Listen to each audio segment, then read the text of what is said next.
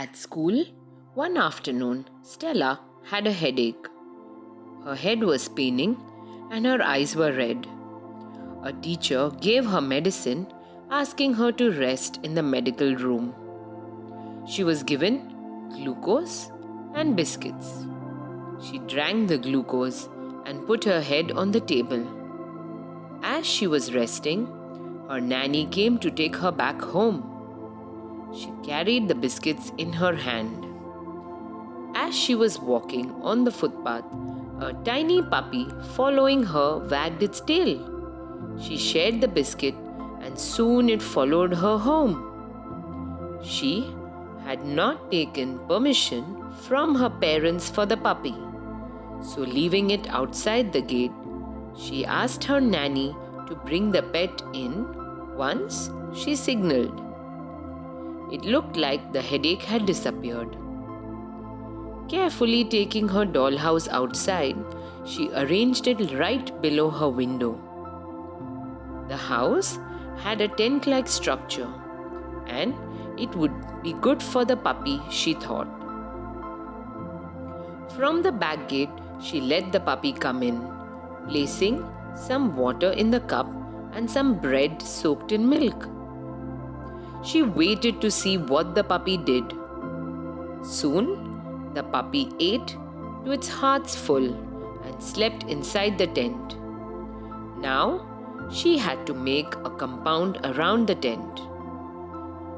With Nanny's help, she collected bricks and built a wall around, giving it some space to play.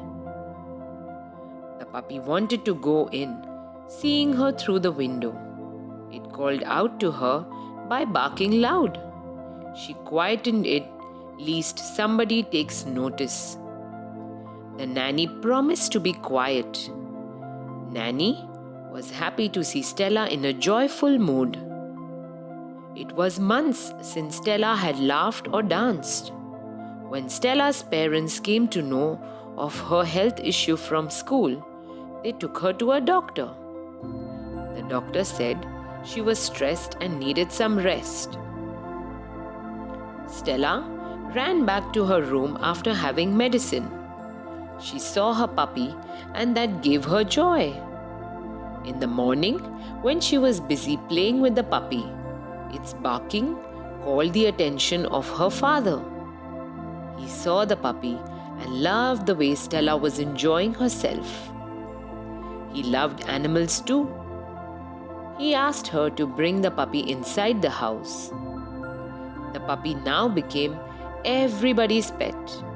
It was named Coco by Stella. Coco was a tiny brown and white dog with expressive eyes. She loved to play with all the people around. Soon, Stella made a bead chain for her with a bell and Coco written on it.